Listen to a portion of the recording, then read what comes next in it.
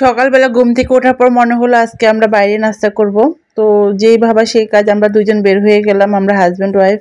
ভাবলাম যে আজকে রাব্বানিতে চলে যাই। রাব্বানিতে নেহারির খুব হাইপ চলতেছে, ফেসবুক ইউটিউবে এটা দেখতেছি খুব। আসসালামু আলাইকুম, সবাই কেমন আছেন? যে আমরা আজকে রাব্বানিতে চলে এসেছি, এটা মিরপুর 10 নাম্বার ব্রাঞ্চে। আমরা এখানে আসলাম, তারপর একটু ঢুকতেই দেখলাম এদের বড় পাতিলে চা জাল দেওয়া হচ্ছে। রাব্বানির চাটা আমার খুবই পছন্দ, যদিও আমি চা লাভার না, কিন্তু রাব্বানির চাটা আমার খুব ভালো লাগে। এদিকে ওরা তন্দুর রুটি করতেছে, এই যে চুলাতে আগুন জ্বলতেছে, এর মধ্যে ফুলকো ফুলকো রুটি হচ্ছে মচমচে। আমার খুব দেখতে খুব ভালো লাগছিল, আমি দাঁড়া দাঁড়া কিছুক্ষণ দেখলাম। রাব্বানির খাবার আমার বরাবরই খুব ভালো লাগে। ওই যে ওদের রুটিগুলা 15 টাকা করে পিস হিসেবে রুটিগুলো খুব ভালো ছিল। কয় কেজি? 80 কেজি ময়দা তন্দুর রুটি সকালে 12টা পর্যন্ত। আর পরোটা? পরোটা যায় ধরেন 50 কেজি। আর তারপর আপনার বিকালে নান রুটি যায় 110 থেকে 20 কেজি। 110 থেকে 20 কেজি। আবার বিকালে চিকেন গ্রিল আছে, ওটা যায় 120 থেকে 30টা। চিকেন চাপ আছে, ওগুলো যায় প্রায় 150 থেকে 200। আবার ওই যে পায়া দেন না, পায়া? হ্যাঁ, বিকালে নেহারি আছে গরুর, তাও প্রায় 60টার মতো যায় বড় নেহারি। আর সকালে নেহারি যায় আপনার 200 থেকে 250।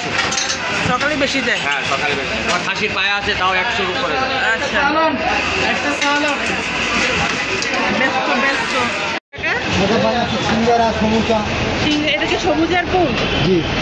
এদিকে কাকা সমুচা বানাচ্ছে, আর এদিকে কাকা সিঙ্গারা ভাজতেছে। ডুবন্ত তেলে সিঙ্গারাগুলো ভাজা হচ্ছে, এটা দেখে আমার খুব ভালো লেগেছে। আমি যদিও সিঙ্গারা লাভার, কিন্তু এখন আমি সিঙ্গারা খাবো না। তো সিঙ্গারাটার ভিডিও নিয়ে চলে আসলাম। তবে আমরা 10 নম্বর ব্রাঞ্চে গিয়েছিলাম, পরে আমাদের ওখানে ভালো লাগে না, আমরা পরে মিরপুর 11 ব্রাঞ্চে চলে এসেছিলাম। এই যে এখানে ওদের খাবার দাবার হচ্ছে, এখানে অ্যাকোয়ারিয়ামের ফিশগুলো দেখে আমার খুব ভালো লেগেছিল, তাই একটু ছোট ক্লিপ নিয়ে নিলাম।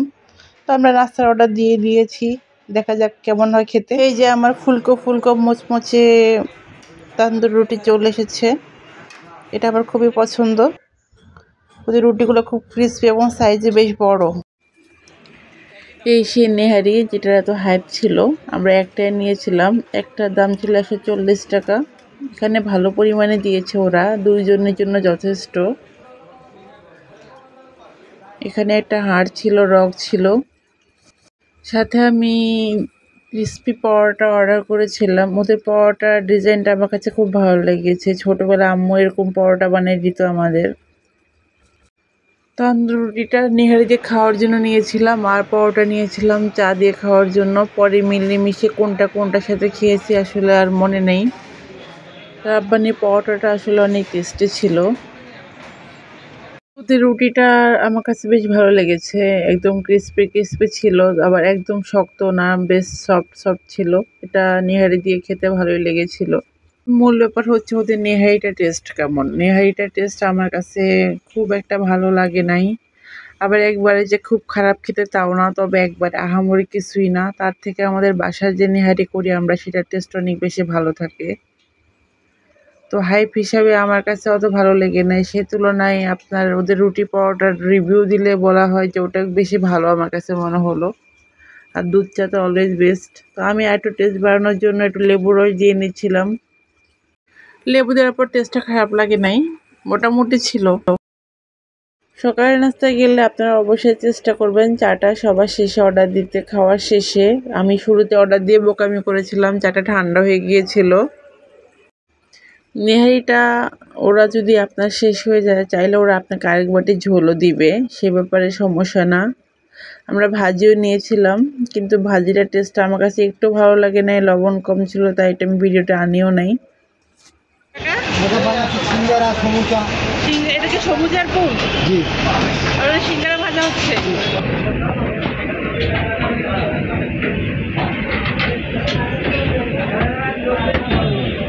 সিঙ্গারা কত করে দিতে পারেন? 15 টাকা।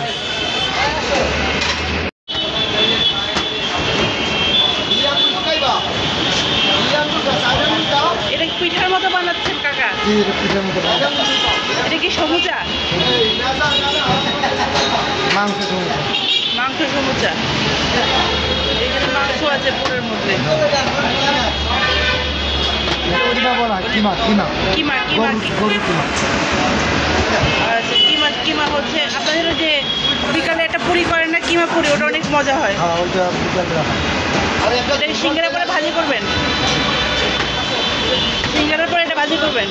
হ্যাঁ এটা সিঙ্গারা পরে জলদি আমরা পাবো না, চলে যাবো আমরা। গরম গরম সিঙ্গারা দেখতে দেখতে আমরা বের হয়ে গেলাম, বাসার উদ্দেশ্যে রওনা দিয়েছি। নেহারি খেতে না গেলেও অবশ্যই রাব্বানি চা খেতে রাব্বানিতে একবার হলেও যাবেন। আর আমার ভিডিওটা ভালো লাগলে আমার চ্যানেলটা সাবস্ক্রাইব করে দিবেন। সবাই ভালো থাকবেন, আমার জন্য দোয়া করবেন। আসসালামু আলাইকুম।